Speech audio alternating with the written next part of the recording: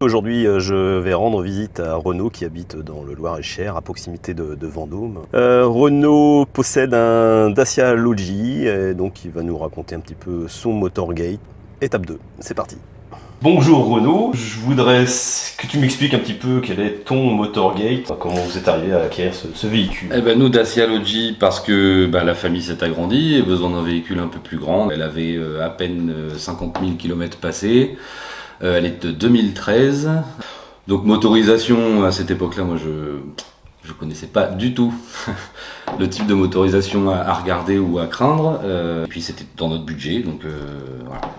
On a acheté donc juin 2018. Aucune alerte, enfin personne ne vous a alerté sur quoi que ce soit, sur ce genre de Du moteur. Hein. Par contre, un petit bruit, peut-être au bout d'un an.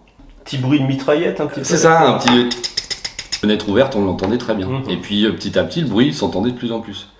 Juillet 2022, juste après notre mariage, le mois où on finit de payer la voiture, on va à Tours faire quelques achats avant notre départ en vacances.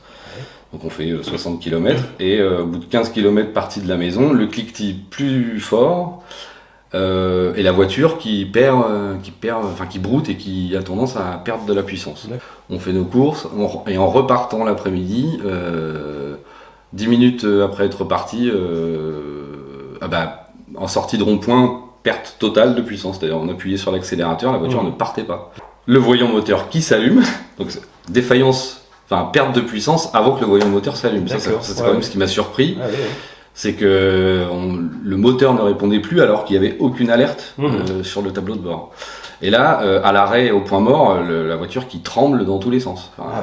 Ça faisait vibrer toute la voiture. Ouais. Dans un premier temps, j'ai ouvert le capot et regardé le moteur, et le moteur était en train de danser sur lui-même, quoi. On rentre jusqu'à la maison péniblement entre 40 et 50 km/h. Le lendemain, j'appelle le garage et à 8h, je pars pour emmener la voiture. J'allume le moteur, aucun voyant qui s'allume. Ouais.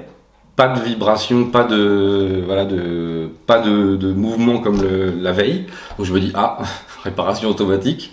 Curieux, ouais. Et sauf que non, au bout de 2 minutes, le voyant qui se rallume et la voiture qui n'a pas de puissance. Donc je me dis je vais au garage. Donc j'avais anticipé déjà une révision avant l'été et nous arrive ça juste avant les vacances. En fait, tu en as fait un entretien à bon père de famille, comme on dit. C'est ça. Ouais. Il a testé d'abord la compression et là il découvre qu'il y a un cylindre qui rend plus rien. Il a ouvert et on a effectivement vu 2 soupapes qui étaient cassées. Vers le cylindre 3, le 3.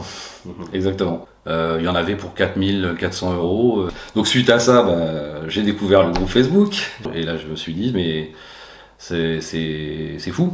Moi, j'étais pour ne pas la garder. J'étais pas pour faire les frais de réparation parce que, vu les doutes qu'on avait depuis quelques années, ce petit bruit, et en lisant tout ça, je me suis dit, mais en fait, c'était déjà les prémices d'une panne assurée. Et je me disais, mais est-ce que si on répare, et vu l'état des moteurs, en fait, et que c'est une défaillance de conception moteur, je me dis, mais est-ce que une fois les réparations faites, ça va marcher?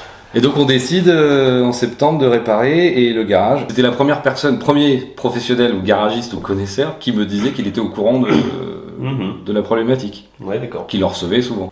Et puis moi je te pose la question bête et simple à mon garagiste en disant, mais à ton avis, est-ce que ça va recommencer? Il me dit, alors là, on n'est pas dans le moteur. Je dis, bon.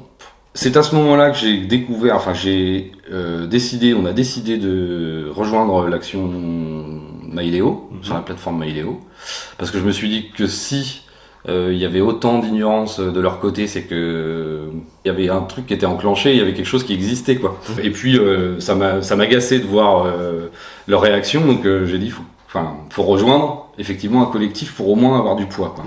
Finalement, on a décidé de garder la Logi, mais sauf que avant l'été, on a remis le véhicule en révision. J'ai prévenu mon garagiste que je réentendais de nouveau le petit cliquetis.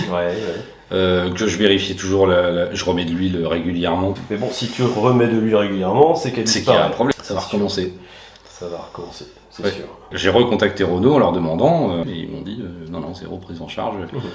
Oui, dégoûté, oui, parce que j'estime que quand on est propriétaire d'un véhicule et qu'on n'est pas tous mécanos ou connaisseurs, on doit pouvoir faire confiance au moins au garage ou au moins aux constructeurs qui distribuent et qui font rouler des millions de gens quand même. Et tant qu'on n'a pas d'autres solutions, moi je trouve que ça serait important qu'on puisse faire confiance aux gens qui nous les vendent, quoi. Donc voilà. Et là, je trouve d'autant plus agaçant que ça soit un grand groupe comme ça qui profite, qui savait en plus. Enfin, presque ce que j'ai pu comprendre, c'est qu'il sait, de ce que j'ai lu, c'est qu'ils savent depuis dès le départ de la conception de ce moteur qu'il y avait un problème. Depuis 2015. Ouais. Plutôt que de le résoudre, ils ont préféré trouver. Je trouve ça fou qu'on puisse laisser voilà, une arme presque sur la route comme ça, un truc qui peut mettre en danger les gens. Enfin, je suis très remonté contre eux. J'espère que le collectif arrivera au bout de tout ce qu'ils ont pu entreprendre, parce que je pense que c'est important, que ça reste pas à lettre morte, effectivement. Voilà, c'était Renaud qui nous a raconté son Motorgate. Tous les liens utiles sont dans la description de cette vidéo. Groupe Facebook, association de victimes, page dédiée au Tour de France du Motorgate, etc. D'autres étapes sont prévues pour ce Tour de France. Si vous souhaitez vous aussi témoigner, n'hésitez pas à nous contacter. Enfin, l'assaut ne pouvant pas couvrir tous les frais de ce Tour de France, une cagnotte en ligne a été mise en place. Je vous invite à y contribuer et je vous remercie par avance pour votre soutien. À très bientôt.